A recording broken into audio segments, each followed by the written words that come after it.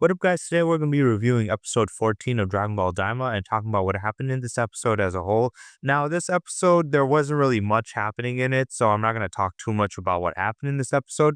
I just want to talk about Dragon Ball Daima as a whole, and this episode and the last episode because they both had something in common. Now, this episode, it pretty much starts off with Goma and Degisu talking about how the fact that they shut off the Warp Sama so they couldn't get through it. And also, Goku and his crew tried to get through the warp Sama. They realized they couldn't move through it, and we go to him, and he said, they can't get here because the warp Sama is now shut off. But even if that's the case, they might be able to find some way to get here. And if they do, we need to be prepared. So he gets this elite royal guards that he said. We see them; they all look the same, just a little bit minor different designs. And they're supposed to be kind of like the Ginyu Force in this because they do the same thing where they introduce themselves and they do their poses and stuff. And when I saw that, I started skipping it because I was like, I don't care about these characters. They look like fodder. And it doesn't really look like they are going to do anything. They just had a bunch of weapons. And yeah, they were basically just doing poses. So I don't really know any of their names, but I don't think it really matters anyway. So they do that. They shoot up the place. He tells them, you're going to have to take these guys out, who it is. And then Desu basically tells them that, hey, look, these guys are not easy to beat. They're strong enough to beat Boo and even the Tamagamis. And they're like, what? And they thought it was a joke at first, but he's like, no, it's the truth. So they were scared. And it makes sense because nobody has been able to beat the Tamagamis, get the Dragon Balls from them, except for these guys. So the fact that, that these guys would be scared makes sense because they wouldn't be a challenge. Because if they were that powerful, they would have gotten it themselves. So clearly they're not that capable. And for me, I just feel like they're fodder and it doesn't really matter. It's like, okay, you guys, it's very obvious that at this point that nobody in the demon realm is as powerful as the Dragon Ball characters. The only characters that we can argue on somewhat on that level is Majin Buu. But besides that, nobody else there should be a threat to them. So nothing really happened there. It was just introducing these guys who are pretty much fodder. And then going back to Goku and them, Goku's they're hovering over the barrier and said, well, the only way we can get to the other demon world is through the barrier. So Goku tries to contact it. He basically has a power pole go down and touch it, and a bunch of electricity shoots up the power pole, hits him with it, and it basically knocks him unconscious as he's falling down. Now, I knew that it was a barrier. I didn't know that it could attack back. And this part right here was the part that people saw when they had the preview to the next episode. And a lot of people thought he got betrayed or he got attacked by somebody powerful, but none of that stuff happened. All that happened was pretty much was he tried to go through the barrier and the barrier basically shot him from touching it. So that's what happened. And a lot of people thought it was something big, but it wasn't. But as he was falling, Nava, I'm pretty sure that's how you say his name. Nava, that was the Namekian. He pulls up, he's like, you know what? I can be, he's like, I have the ability to dispel this barrier, which means he pretty much created the barrier, which is crazy because he did quite a bit of stuff. He's pretty powerful himself. He might not be a fighter, but whatever his abilities are, they're very unique. So he does the spell, he dispels all the barriers, not only just for the first demon world, but all of them. And then he explains that he was the one who created the barriers. And the reason why he created the barriers was because the second demon world was kind of getting messed with and bullied by the third and the first, and mostly the Namekians. So the people from the third were a bunch of just like thugs and criminals, and they were basically harassing them and like attacking them. And then the first world were elite snobs that looked down upon them and had the royalty and the guards basically boss them around also. So they were kind of getting it bad from both fronts. So to protect his people in the second demon world, he created the barriers to stop entrance from both of them, and then also created a warp sound so they can go through that. But after quite a while, the people from all the demon worlds stopped going through. So it basically stopped the thing. So it just showcases how impressive Navi is, because when he first came, he was able to easily gather all the Dragon Balls all at once, even in their stone forms, then activate them, then get the wishes being used. And then we also find out he's the one who created the Namekian, not the Namekian, the Demon Realm's Dragon Balls, and the Tamagamis, who are beings that are so powerful that even Deborah couldn't even beat, which is insanely impressive.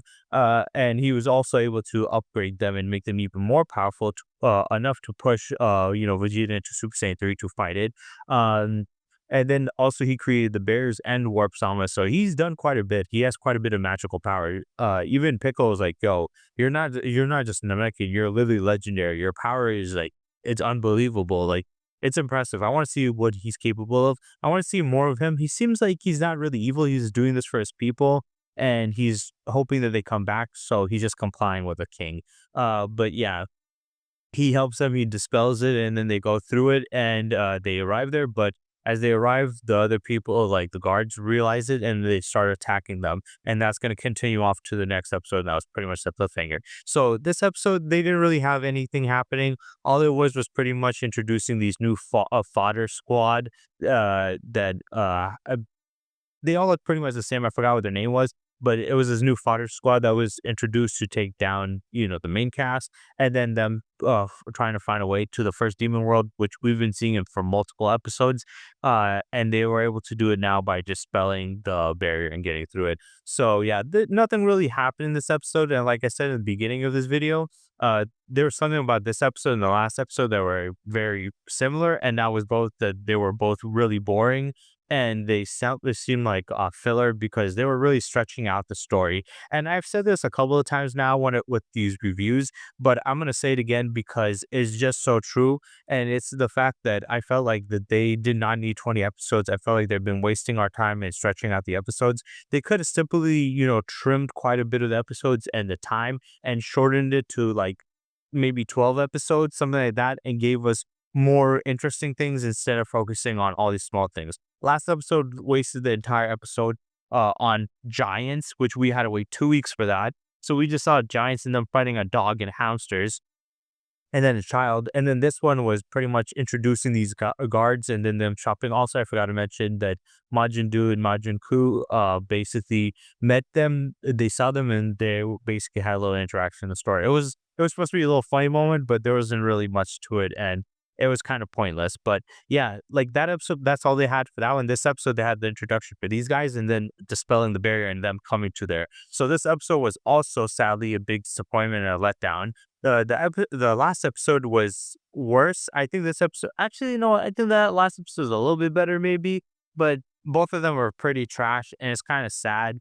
Because I really want to like the series, but they have a lot of boring stuff like that, which really makes it not as fun. And I can see why so many people are not tuning in as much, and the viewerships, has gone down quite a bit because they keep on wasting time like this. And it sucks that this was Toriyama's like final like big project that he was bringing us, and this is what he did. Like, come on, like this was kind of like a passion project, and he put so much love and dedication to it. But then this is what we get, and I saw some people saying that drama is the best thing to come out of Dragon Ball in in years, and it's actually really great. And it's like, no, it's not. I'm sorry. I enjoy some aspects of it, but as a whole, it's not some unbelievable thing. It's a decent show with terrible pacing. If it had better pacing, I would have and more to it, and just a little bit more of a purpose behind like the show's creation line on like why they have it. Then yeah, I could agree that yes, that's the case. But besides that, it's like it's kind of like terrible pacing, and that's like it's one of those things where it's like this doesn't sound like it's a big problem, but it is a big problem because when you have a shorter show and you have only a select few amount of episodes, and then you waste most of those episodes on stupid stuff, it does bog down the show as a whole, and it kind of ruins it. So no, I don't think it's as amazing as those people make it out to be, and I can't blame anybody for thinking the show's kind of lame or boring. It is. There's only 6 episodes left for the series, and they just finally got to the first demon realm, and they haven't even met the bigger villains like Majin Buu and them, and they don't even seem that evil themselves. But they haven't done enough. It feels like they're wasting time. We did not need to see all this. The last episode was not necessary at all. We did not need to see that episode. And then this episode, it wasted so much time on some of the most basic ass shit. Oh yeah, let's get to the first demon world. Oh, just get rid of the barrier. Oh, we got him getting some of his guards to defend him. Like really, you needed a whole episode just for that.